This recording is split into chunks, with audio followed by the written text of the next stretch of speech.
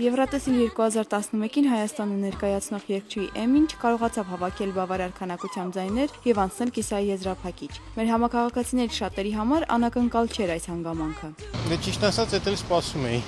Եթե համեմատել ուրիշ մասնակիցների հետ, գուցե եւ ավելի լավ էր եւ պետք է անցներ,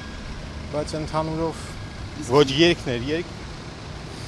Երգը ի սկզբանե, եթե մենք նայենք ինտերնետից կայքերը, ոչ մեկի դույր չէր եկել երգը, որովհետև ինքը շատ վատ երգ է։ Հարցվածների մեծամասնությունը անգամ չէր դիտել մրցույթը։ Ինձ Էմին այդքան չի հետաքրքրում։ Իր երգի լավ ոչ ինձ այդքան դուրս չի գալի։ Ճիշտ ասած, այդքան չեմ հետաքրքրում դրանով, որովհետև որպես արդեն կանոնադառել դուր չեն գալիս, ովքեր են գնում դրա համար։ Ուրիշ հաղորդում ենք նայել։ Նրանցից որոշներն էլ կարծում են, որ Էմիին մեղադրել որևէ հարցում չի կարելի, քանի որ ինքը մրցույթը անկանխատեսելի է։ Երգչուհու կիսայի եզրափակիչ չանցնելը նրան կապում են տարբեր գործոնների հետ։ Երևի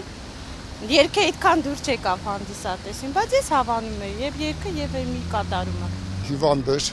ինչ վատամեր բուժել բան, գուցե դա էր, որ այն վիճակում չէր, ինչ պետք էր, դրա համար չստացվեց։ Ըստ ինձ դա շոու է ու ինչ որտեղ նաև եւ քաղաքական։ Պիտի Էմին չընկճվի, որտեղ իր շոուն շատ լավն էր։ Մրցույթի եզրափակիչը տեղի կունենա մայիսի 14-ին։ Հասմիկ Կիրակոսյան, Հովսեփ Հովսեփյան, Այֆե։ Հանրային հեռուստառադիո ընկերության խորհրդի նախագահ Ալեքսան Հարությունյանը այսօր խորհուրդ տվեց ողբերգություն չդարձնել, որ Էմին չանցավ Եվրատեսիլ 2011-ի եզրափակիչ փուլ։ Պետք է մոռանալ, որ սա մրցույթ է եւ ասենք բազմաթիվ պատճառներով